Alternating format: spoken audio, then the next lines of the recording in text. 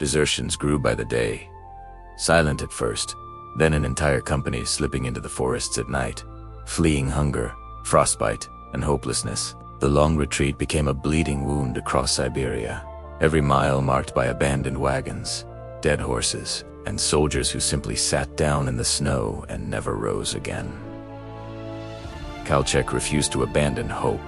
He believed the tide could still turn, that discipline and willpower could still resurrect an army collapsing in front of him. But the Red Army pressed relentlessly, its numbers swelling, its commanders confident, its propaganda convincing exhausted peasants that the Whites were fighting to restore tyranny. Villages that once greeted the Whites with bread and salt now shut their doors, whispering that Bolshevik vengeance was coming for anyone who helped the enemy. Partisan bands emerged behind white lines, cutting telegraph wires, ambushing supply trains, spreading fear. Each attack triggered brutal reprisals ordered by officers desperate to maintain control. Reprisals that only drove more civilians into the Bolshevik camp.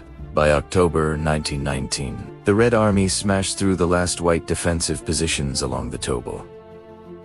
Town after town fell, and now the Red forces were closing in on Omsk itself, Kolchak's capital, the heart of his government, the vault that held Russia's gold reserves, and the desperate hope of every anti-Bolshevik still fighting. Panic swept Omsk.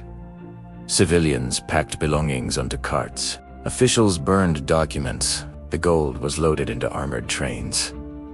The supreme ruler knew what losing Omsk meant. Without it, there would be no central authority, no supply lines, no hope of regrouping. Still, he refused to flee first. He toured the city, speaking to crowds, insisting that retreat was only a temporary maneuver, that Russia would rise again.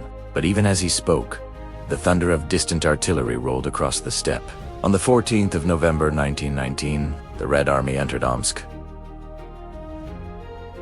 Kolchak's train had departed only hours earlier, racing east into the frozen wilderness. What followed would become known as the Great Siberian Ice March. A catastrophic 1,000-mile retreat through snowstorms, famine, and chaos. As the remnants of Kolchak's armies, government workers, refugees, civilians and the gold train fled toward Irkutsk and the safety of Allied protection. But the Czechoslovak Legion, once the backbone of the White Rear, had now struck its own deal with the Bolsheviks. Their one goal was to reach Vladivostok and return home, and they would no longer risk their lives fighting for In practice, this meant the Legion now controlled the Trans-Siberian Railway, and Kolchak was merely a passenger on tracks that no longer belonged to him. Red partisans sabotaged the rails.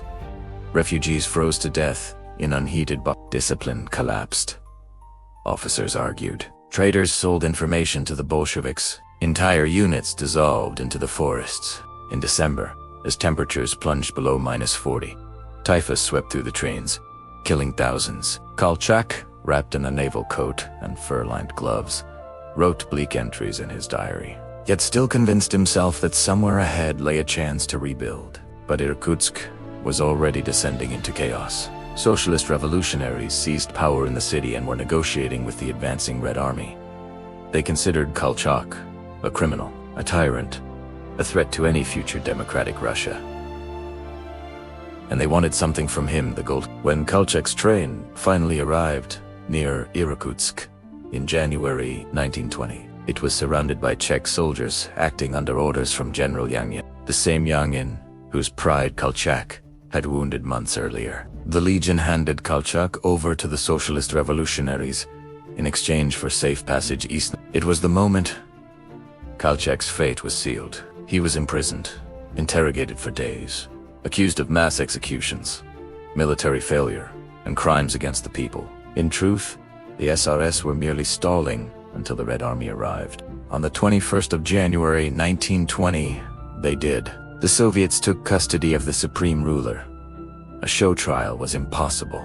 The Bolsheviks feared that keeping Kolchak alive might spark uprisings among remaining white forces. Lenin's orders were simple. No trial, no spectacle. Eliminate him. On the night of the 6th of February, Kolchak was led from his cell into the freezing darkness. Snow fell steadily as Cheka agents marched him to the banks of the frozen Yushukovka River. He stood tall, calm, refusing a blindfold. Witnesses said that even then he maintained a naval officer's composure. Backstreet, chin high. No tremor in his voice. Shots rang out. His body crashed through a hole, cut in the ice. The river swallowed him without a trace. Russia's only supreme ruler vanished into black water beneath a Siberian winter sky. The civil war would grind on for another 2 years, but the death of Kolchak marked the collapse of any unified white resistance in the East. The gold was seized, the armies dissolved, and the Bolsheviks tightened their grip on every corner of the old empire. Today, historians still debate Kolchak's legacy. To some, he was a patriot, a man of honor crushed between impossible circumstances. To others, he was a dictator who unleashed terror, refused compromise, and doomed his own cause through stubbornness and inflexibility. But one truth remains undeniable.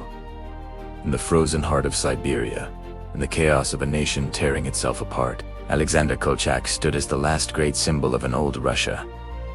A world of loyalty, discipline, and empire, swept away forever by the tide of revolution that changed history.